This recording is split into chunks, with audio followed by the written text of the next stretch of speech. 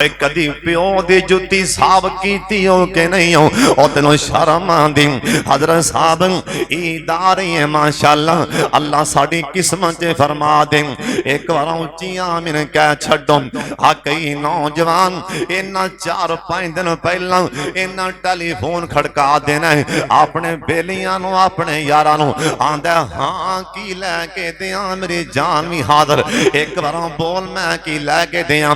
ओए बद पता कदी प्यो नू भी आख्या कि नहीं और कदी आपदे बाप नू गड्डी ते बिठा ले, आपदी मोटरसाइकिल ते बिठा के ना सियालकोट दे बाजार च ले जा, अन करके बाप नू टेबल ते बिठा के ओए डॉक्टरा ओए मास्टरा ओए प्रोफेसरा तक मेरे वाले आपदे बाप नू ओए कारिया मौलविया ओए इमाम आपदे अनपढ़ बाप नू टेबल कुर्सी ते बिठा के थले पैरां च बह गई, जिवें निक्कियां होंदियां तेरे बाप जुत्ती तेरे पैरां च पाई। बेटा भला जुत्ती पा, ओए पुत्र जुत्ती भला पा के देख, जिवें तेरा बाबा तेरे जुत्ती पैरां च पांदा रहा। अन करके बाजार च बुढ़े बाप दे कंब दे पैर जुत्ती प्यो दे पैर च तू पा दी।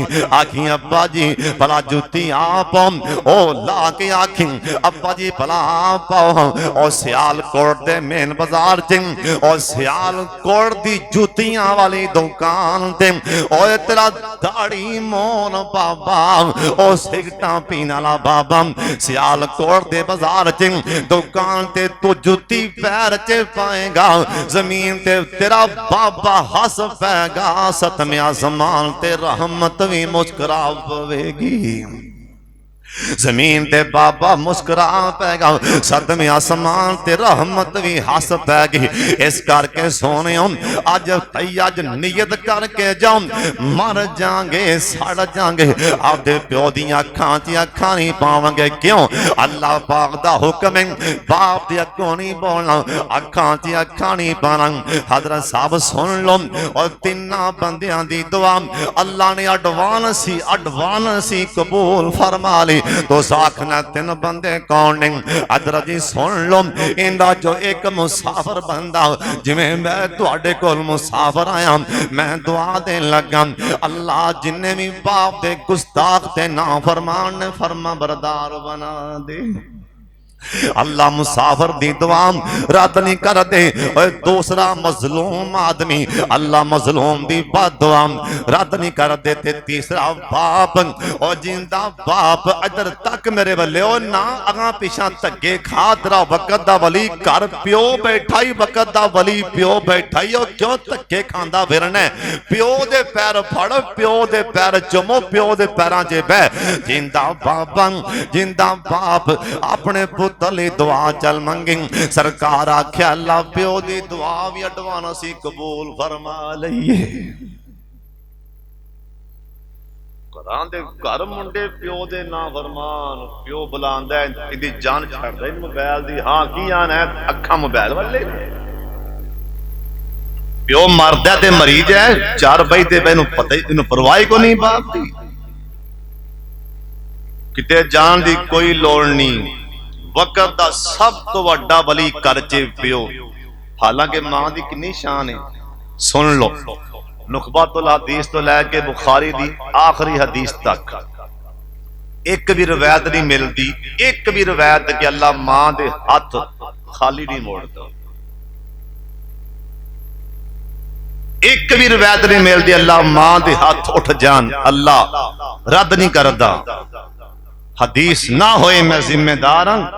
बाप दी बारी आई सुभान अल्लाह, प्यो दी बारी आई, सोने नबी बोल पे आख्या अल्लाह प्यो दे उठे हाथ रद्द ही नहीं करता। साडा ध्यान ही को नहीं बा वल्ले।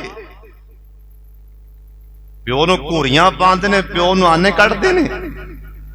आई तौबा कर ली। सुन ध्यान नाल, तेरा बाबा नाल जा रहा है, किन्ना प्यो दा हया करन। रजाम हदीस पाक बाबा नाल जा रहे, कम अज कम 2 फुट या 3 फुट पिछे चलना। प्यो दे बराबर नहीं चलना। साहब प्यो दे बराबर नहीं चलना, 2-3 फुट पिछे पिछे चलना अबू जी दे और अगे आ जा किथे जाके बहना है ना अबू जी नाल ने सोने नबी आख्या मैं कौन कहने वाला सरकार आखिया जब तक जड़ी मजलिस च बाप ना बह जाए पुत्र नहीं बह सकता ना प्यो दा मुकाम सुभान अल्लाह इस्लाम चे दीन चे इन्नी शान बाप दी और प्यो जन्नत दा दरमियानी दरवाजा है दरवाजा जन्नत दा दरमियानी बाप तुसी कुरान पाक पढ़ो हां भला सारे पढ़े हो माशाअल्लाह जी पहली सूरतुल बकरा है एडी वड्डी सूरत है इनू बकरा क्यों आंदे ने गाय इंदा मैं ना गाय बकरा गाय क्यों आंदे ने ये सूरत च गां दा वाकया है बाद लिखिया मुफस्सरीन ने ओ गां केड़ी सी ओ प्यो दे फरमा बरदार दी गां सी ते ओ बनी इस्राइल बंदा कतल होया मूसा अलैहि सलाम आखे या अल्लाह झगड़ा पैंदा फितना पैंदा अल्लाह फरमान लगे गां ज़बह करके ना बोटी नाल लाओ मुर्दा बोल पेगा हुण गां लभन लग पे किस्सा मूसर गां लभदे जंगल च प्यो दे फरमा बरदार कोल जाके गां लभी ए ओ गां जे ए ओ गां जिस ना ते सुरा बकर है ना ए ओ गां प्यो दे फरमा बरदार दी उन्हें आख्या भी गां वेच उन्हें क्या नाम सौदा हुंदा इत्थे सौदा होया एक खां एक गां एक पड़ले च गां बिठा एक पड़ले च सोना पा देने इन्ना सोना लै ला पर गां दे दे ओए जदों प्यो दा बंदा फरमा बरदार होए ओए बाबियो कदी किसे सुनिया भी गां तुली सोने दे पा हां एक गां जमीन ते सोने दे पा भी तुल गई जी प्यो दे फरमा बरदार दी गां सी